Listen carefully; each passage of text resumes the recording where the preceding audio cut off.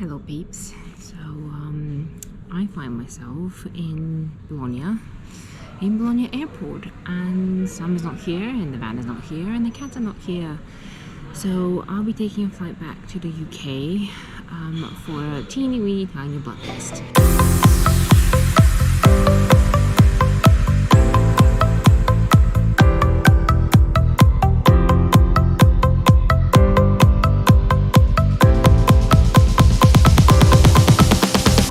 I may or may not be having an allergic reaction on my hands. Currently I'm wearing these rather discoloring gloves in order to try and protect my hands, and I'll say more about it later on in the video, but essentially long-standing eczema, sort of fixing itself, sort of not fixing itself, maybe developing into something else. It's we decided that I can't wait until April or May when we get back to the UK, because that's 2 months from now, and the past 3 days I've been in severe pain or discomfort or maddening sort of sensitivity on my hands, and it hasn't let up. So I am going to try and get some results. Alright, we're back in the UK and I'm about to go get a blood test. But I thought that we should have our chat now. How's that? Yeah, that's better. My face is not chopped in two by the light. So yeah, I thought it would just be real nice to have some real talk about how to deal with medical stuff whilst being on the road for so long. So obviously we live on the road full time at the moment, and we keep changing countries. Sometimes we come back to base, which is the UK, but very often we can be out for 3 or 4 months thus far, or occasionally we may plan to do like really long trips, and I know a lot of you would also want to be out for like a year. And the real question is, what do you do when you have not an emergency, not like a medical emergency where, you know, you can buy some health travel insurance and they'll cover anything sort of willy-nilly, whatever. You know, it's not a broken leg, it's not something sudden or unexpected. It's the pre-existing stuff, it's the ongoing treatments, the stuff that you need like a prescription for, or what if a problem arises but it's not an emergency, so your insurance doesn't cover it, so you need to go find some help, you know, maybe in a language that you don't know. And we've been having somewhat of extended experience with this recently for various reasons, but at the moment I'm back for a blood test because of my hands. So decades long story very short. When I was young, I started experiencing eczema. It has been at various different stages. It's been looking different throughout the years and such, and sometimes I think I have a handle on it, and sometimes I definitely do not. However, more recently, in the past month and a half or so, the situation has been getting very, very bad. So I'm gonna chuck some pictures here. So just, you know, for reference, if you're triggered by scary looking skin, maybe just look away. Essentially, my skin started to dry up, and then to be too wet, and then to crack more, and then the various creams that I was using weren't working effectively, and there's a long history with steroid creams and other things like that. But essentially, if you don't know, very often when you go to the doctor and they diagnose you with eczema or any sort of skin condition, they usually give you some sort of steroid cream to use on your skin, which miraculously sort of fixes it. However, if you use that cream for too long, or you are not properly educated on how to wean yourself, like taper off yourself off that steroid cream, the steroid cream can act like a drug, like an addictive substance to the skin, because the skin starts to become dependent on that steroid cream. And this is my theory, but it seems that is something that's potentially happening. But a lot of these skin conditions stuff, what happens with them is when the skin barrier is compromised and damaged, then the original thing that was a problem generally is not the problem by the 10th flare-up. It's like your skin becomes more reactive to other things. So that is very long story short, but what led me to actually come back to the UK for a blood test is because it was getting really debilitating. I wasn't doing anything with my hands. Sam was physically doing everything. And I was there with my hands sort of like this, not touching anything, because even like as you can see, my wrists were really raw. And I couldn't even properly just rest my hands to like work on a laptop. I had to like sort of spider on top. It was really painful. I am coming off now 3 days where my skin was burning the entire time, and the most relief I got from the burning was down to a maddening tickle. If you've ever burnt your hand on the stove or something like that, you know that initial sort of sizzling burn before even the pain hits. But you know, it's there and kind of makes your whole body tense, and it travels all the way up your spine and tenses your skull. That for 3 days coming from my hands on a relatively bigger surface area than a tiny, slice of a burn. And I was going nuts. So we were calling doctors, trying to get through. But as you know, the NHS and stuff, getting through to them is really difficult. Getting through to them from Italy, it was a little bit more of a hurdle.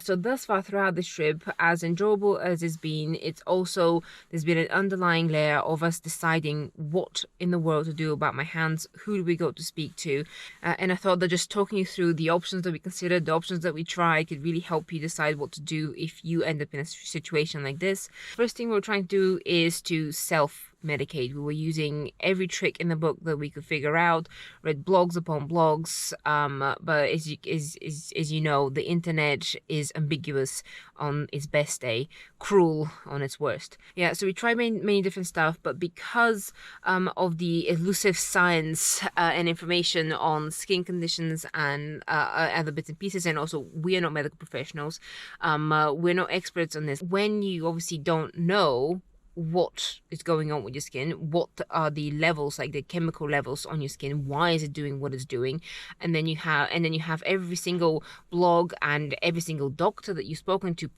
suggest a different type of cream. I've ended up with no less than 13 creams now, and I might be getting number 14 soon. And you're mixing them up, and it's trial and error, and sometimes it works and sometimes it doesn't work. So that's what we were first doing, and if it had worked, I would have been very grateful, but no, it just kept getting worse. And when we were in Bulgaria, since I speak Bulgarian, we actually went to a private dermatologist. I was lucky enough that I knew the language and I could at least communicate and explain what was happening. Thankfully, they did help, sort of, except that they prescribed me another steroid cream. And they said, no, it can't be done without the steroid cream, but I didn't fully understand why. Now I do more because of what happened next.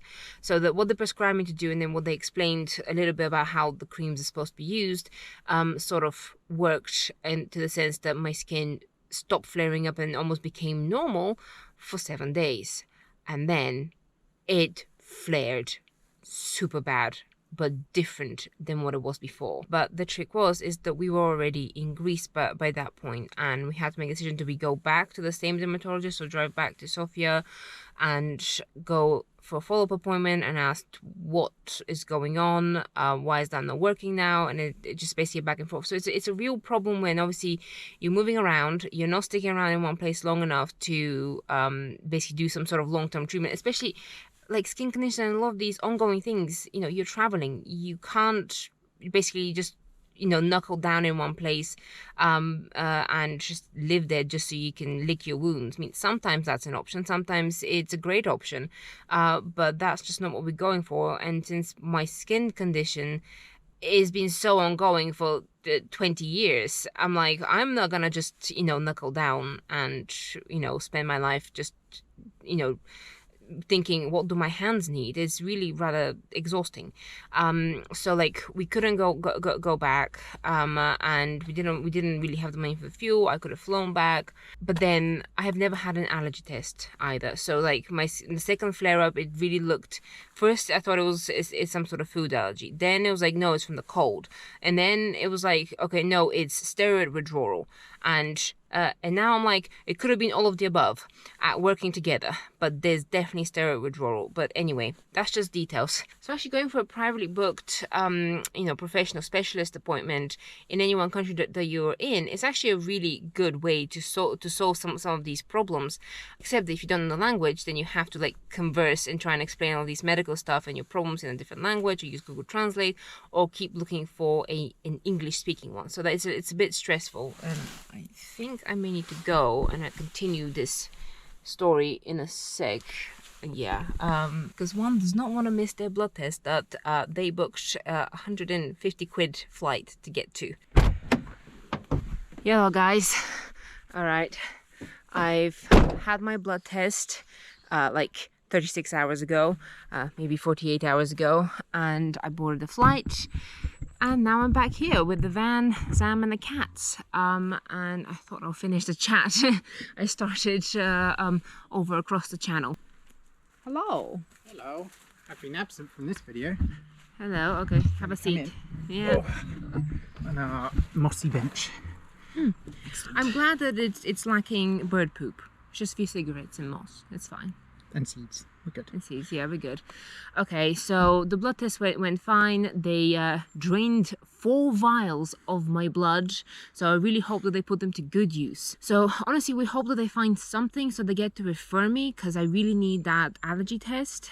So it's kind of a weird thing to hope for, I guess, that, we want something to be amiss so they can actually do the test. Yeah. Because it's been 20 years and nobody's giving me a blood test, and my hands have been, wee, I'm gonna torture you. So the decision for me to fly back to the UK for a blood test, it was a really new one to us. It was kind of a tough one to take, especially since it was such short notice that the price was considerable for the flight there. The flight back was only £25. So I think total it's just under £200 for essentially a return flight. It was £170. £170, yeah. Flying back did allow me to be kind of in my own element. I could ask questions if I needed to. I could react to if an emergency occurs during that flare-up. It made me a bit calmer to be somewhere where I know I can squeeze myself in and I could speak the language. So I would say it's definitely a viable option again. If there was a pre-booked appointment or something like that. If you're in the position to be able to do so, flying back, as long as it's not like every single week, flying back like once a month or maybe once every couple of months, depending how long you're out, I'd say once a month is doable, especially if you're able to move to cheaper airports potentially. You don't mind so much where you land in your home country, in our case in the UK. And also you have somebody to pick you up on both sides. Another big hurdle that we personally have had to overcome on multiple occasions, and actually it's a popular question I know some of you have struggled with, is if you have an ongoing prescription, what do you do?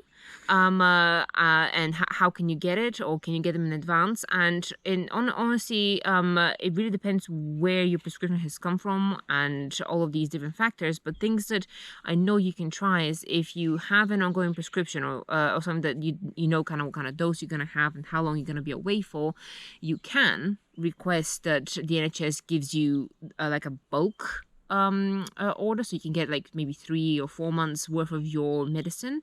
But I think that largely depends on which clinic you're at and what medicine it is, and how destructive it will be if you overdose on it or things like that.